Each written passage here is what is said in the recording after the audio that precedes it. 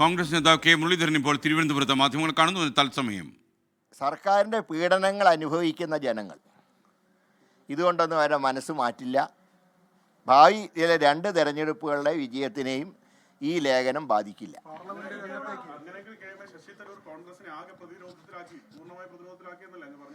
അല്ല, അദ്ദേഹത്തിൻ്റെ ലേഖനം പ്രതിരോധത്തിലാക്കി എന്നുള്ളൊരു യാഥാർത്ഥ്യമല്ലേ. അതിനെന്തിനാ മൂടി വെച്ചിട്ട് എന്താ കാര്യം? ഞാൻ പറഞ്ഞല്ലോ,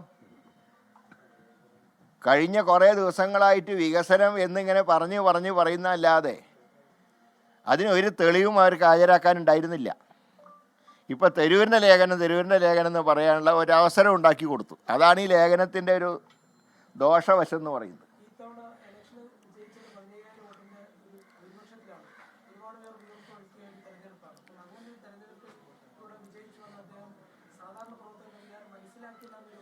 തീർച്ചയായിട്ടും അദ്ദേഹം വികാരം മനസ്സിലാക്കിയിരുന്നെങ്കിൽ അദ്ദേഹം ഇങ്ങനത്തെ ലേഖനം പ്രസിദ്ധീകരിക്കില്ലായിരുന്നു. കാരണം സാധാരണ പ്രവർത്തകരാണ് പഞ്ചായത്ത് ഇലക്ഷനിൽ, അവരാണ് സ്ഥാനാർത്ഥികൾ, നേതാക്കന്മാരല്ല. ഞാനുൾപ്പെടെയുള്ള സ്ഥാനാർത്ഥികൾക്ക് വേണ്ടി രാപ്പകൽ അധ്വാനിക്കുന്ന പ്രവർത്തകർ, അവർക്കൊരു ചാൻസ് കിട്ടുമ്പോൾ അത് തല്ലിക്കെടുത്താൻ പാടില്ല. ഞാനുൾപ്പെടെയുള്ളവർക്ക് ആ നിയമം ബാധക.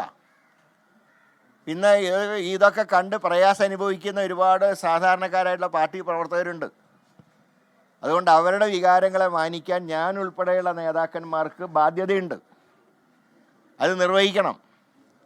അതിൽ ഞങ്ങൾക്ക് പാളിച്ച പറ്റുമ്പോൾ പാർട്ടി നേതൃത്വം ഞങ്ങളെ തിരുത്തും.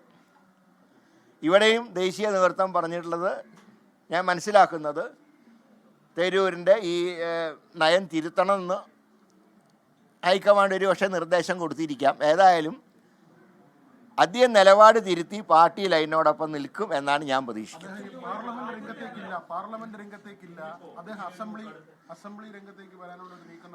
അല്ല, അങ്ങനെയൊന്നും ഞാൻ പറഞ്ഞില്ല. ഊഹാപോഹങ്ങളുടെ അടിസ്ഥാനത്തിൽ ഒരു കോൺഗ്രസിൻ്റെ ദേശീയ നേതാവിനെ ഇടിച്ചു താഴ്ത്തുന്ന രീതി ശരിയല്ല. ഞാൻ അങ്ങനെയൊന്നും അദ്ദേഹം ഒരു അധികാരത്തിൻ്റെ പിന്നാലെ പോകുന്ന ആളാണെന്നൊന്നും ഞാൻ കരുതുന്നില്ല. കാരണം അദ്ദേഹത്തിന് പാർട്ടിയിൽ മാന്യമായുള്ള സ്ഥാനം കൊടുക്കണമെന്ന് വാദിച്ച ഒരാളാണ് ഞാൻ. ആ കാരണം കൊണ്ട് തന്നെയാണ് ഞാൻ പറയുന്നത്, ഇക്കാര്യത്തിൽ അദ്ദേഹത്തിന് വീഴ്ച പറ്റി. ആ വീഴ്ച അദ്ദേഹം തിരുത്തണം. അതാണ് അദ്ദേഹം ചെയ്യേണ്ടത്. കാരണം ഇപ്പോൾ ഇനി പാർലമെൻ്ററി രംഗത്തേക്ക് ഇല്ല എന്ന് പറഞ്ഞാൽ അദ്ദേഹം രാഷ്ട്രീയത്തിൽ റിട്ടയർ ചെയ്യില്ല എന്ന് പറഞ്ഞിട്ടുണ്ട്. അപ്പോൾ ഇപ്പോഴത്തെ 5 കൊല്ലത്തിൽ 6 മാസമേ കഴിഞ്ഞിട്ടുള്ളൂ. അതിന് എത്ര അധ്വാനിച്ച പ്രവർത്തകരുണ്ട്.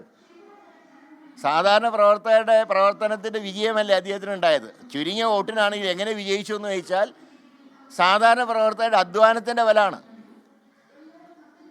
പാവപ്പെട്ട മത്സ്യത്തൊഴിലാളികളും അധ്വാനിക്കുന്ന ജനവിഭാഗമൊക്കെ അദ്ദേഹത്തിനെ സഹായിച്ചുകൊണ്ടാണ് ജയിച്ചത്. അല്ലാണ്ട് എലൈറ്റ് ക്ലാസിൻ്റെ വോട്ടുകൊണ്ടല്ല. എലൈറ്റ് ക്ലാസിൻ്റെ വോട്ട് ഇത്തവണ രാജീവ് ചന്ദ്രശേഖരനാണ് പോയത്. സ്ഥിരം ശശി തരൂരിനെ സഹായിക്കുന്ന ഡോക്ടർ ശശി തരൂരിന് വേണ്ടി താൻ എപ്പോഴും സംസാരിച്ചിട്ടുണ്ട്. എന്നാൽ ഇത്തവണ അദ്ദേഹത്തിന് വീഴ്ച പറ്റിയെന്ന അഭിപ്രായമാണ് കോൺഗ്രസ് നേതാവ് കെ മുരളീധരനുള്ളത്. അദ്ദേഹം നിലപാട് തിരുത്തണമെന്ന അഭിപ്രായം കൂടി അദ്ദേഹം പറഞ്ഞു വയ്ക്കുന്നു.